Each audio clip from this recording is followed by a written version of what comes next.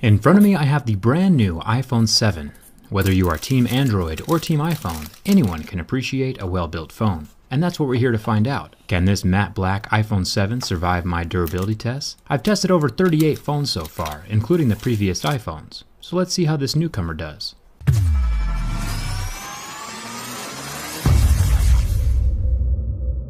Let's start with the scratch test. I have a set of mineral picks that tell me where the hardness of the glass falls on Mohs scale of hardness. Sapphire glass would be around an 8 or a 9 on Mohs scale, or plastic screens like the Galaxy S7 Active would scratch at a level 3. Normally, the average smartphone will start scratching at a level 6, and this appears to be the case with this new iPhone 7. It is on par with the typical smartphone screen hardness. Coins and keys won't scratch it, but you should keep it protected anyway. There are still plenty of abrasive materials in the environment, hiding in the pockets of your jeans or purse that can cause scratches to the screen of your phone.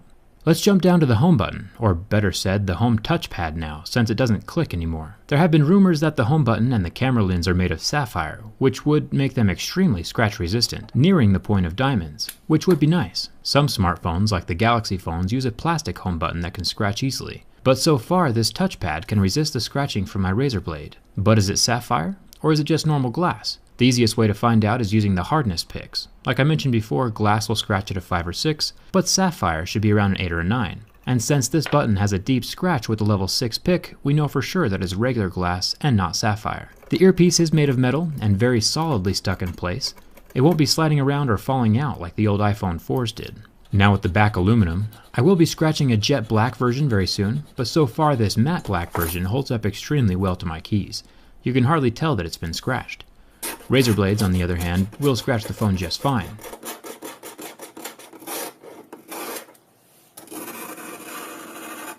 And this is why I always keep my razor blades in a separate purse. You should too, unless you want one of these $800 aluminum curlicues. Now for the camera lens.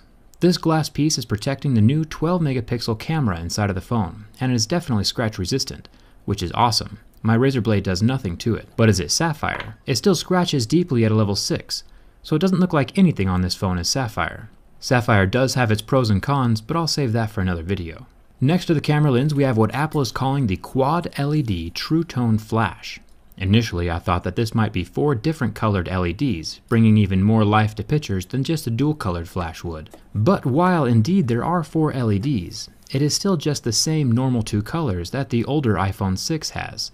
The flash is just brighter now, because there are more of the LEDs, which is good. Checking out the build quality of the rest of the phone, we find out that the buttons are metal, which is ideal. Plastic buttons tend to discolor or pop out more often than metal buttons do. So thumbs up to Apple for sticking with quality materials. The antenna bands are still plastic, but that's a necessity with Apple's design at this point in time. If you remove these antenna bands, no more cellular connection. If we look down here, we see where the headphone jack doesn't exist. Now this is a problem on multiple levels. I'll go more in depth about this in my next video. But looking at it from purely a durability perspective, this is an extremely bad move. Just like any piece of electronics, the charging port component has a finite lifespan. Nothing lasts forever. It is designed to withstand a certain amount of physical wear and tear. This means it could stand 5,000 or 10,000 plugs and unplugs.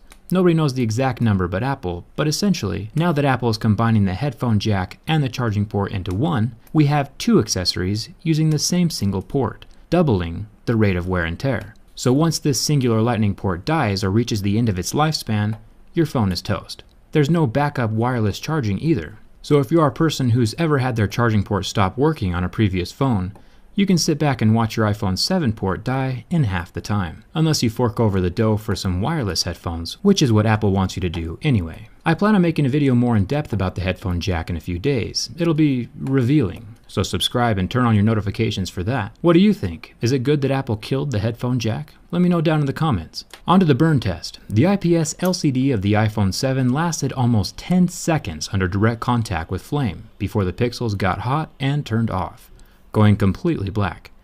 It is interesting to see what screens recover and which ones don't.